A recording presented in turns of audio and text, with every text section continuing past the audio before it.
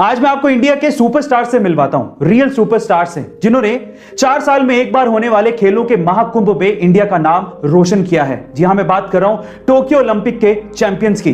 पहली सुपरस्टार है मीराबाई चानू, जिन्होंने वेट लिफ्टिंग में 24 जुलाई को सिल्वर जीतकर इंडिया को पहला टोक्यो ओलंपिक का मेडल दिलाया। दूसरी स्टार है पीवी सिंधु, जिन्होंने 1 अगस्त को बैडमिंटन सिंगल्स का ब्रॉन्ज मेडल जीतकर इंडिया की झोली में डाल दिया। तीसरी सुपरस्टार है लोवलीना बोर्गोहेन, जिन्होंने 4 अगस्त को बॉक्सिंग में ब्रॉन्ज मेडल जीता। फिर हॉकी मेंस टीम के 11 खिलाड़ी, जिन्होंने 5 अगस्त को ब्रॉन्ज मेडल जीतकर इंडिया का नाम रोशन किया। फिर रवि कुमार दहिया, जिन्होंने 5 अगस्त को ही रेसलिंग का सिल्वर मेडल जीतकर खुशी दुगनी कर दी। फिर आया 7 अगस्त, द गोल्डन डे। उस दिन बजरंग पूनिया ने रेसलिंग में ब्रॉन्ज मेडल जीता और उसी दिन 128 साल बाद नीरज चोपड़ा ने जेवलिन थ्रो में गोल्ड मेडल जीतकर भारत को एथलेटिक्स का पहला गोल्ड दिलवाया। लियोनेल मेसी, जिन्हें greatest of all time football player कहा जाता है, वो एक मंच पर मीडिया वालों के सामने और अपने परिवार वालों के सामने फूट फूट कर रोने लगे। पर ऐसी क्या वजह थी जिसकी वजह से मेसी इतने ज्यादा इमोशनल हो गए थे? उसकी वजह थी बार्सिलोना से उनकी विदाई।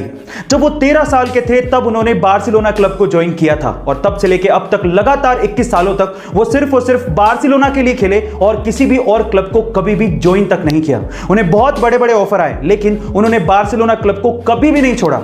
लेकिन अब बार्सिलोना क्लब की हालत बहुत ज्यादा खराब है, वो कर्जे में डूबा हुआ है और इसी वजह से वो मेसी जैसे बड़े प्लेयर का खर्चा नहीं उठा सकता।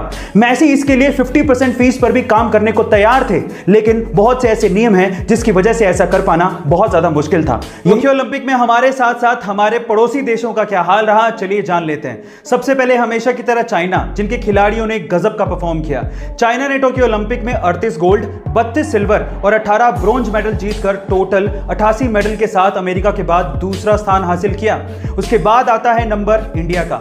इंडिया ने 1 गोल्ड, 2 सिल्वर और 4 ब्रॉन्ज मेडल जीतकर टोटल 7 मेडल के साथ 48वां स्थान हासिल किया। लेकिन इसके अलावा पाकिस्तान, बांग्लादेश, भूटान, नेपाल, श्रीलंका, इनमें से किसी भी देश के किसी भी खिलाड़ी ने ओलंपिक में एक भी मेडल नहीं जीता। पाकिस्तान तो पिछले 30 सालों से एक ब्रॉन्ज मेडल जीतने तक को तरस रहा है। गाइस, आपको इंफॉर्मेशन कैसी लगी? कई बार कुछ लाइनें लिखने में बहुत छोटी होती हैं, लेकिन उनका मतलब इतना गहरा निकलता है कि वो दिमाग पर सीधे असर डालती हैं। उन्हीं में से एक लाइन मैं आज आप लोगों को सुनाने वाला हूं, जरा ध्यान से सुनेगा।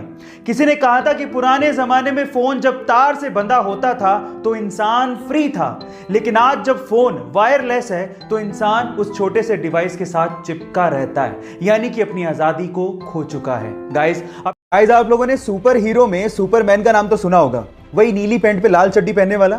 लेकिन मेरा सवाल यह है कि उसकी कॉस्ट्यूम पे, छाती पे यानी चेस्ट पे जो एस बना होता है, उसका मतलब क्या है?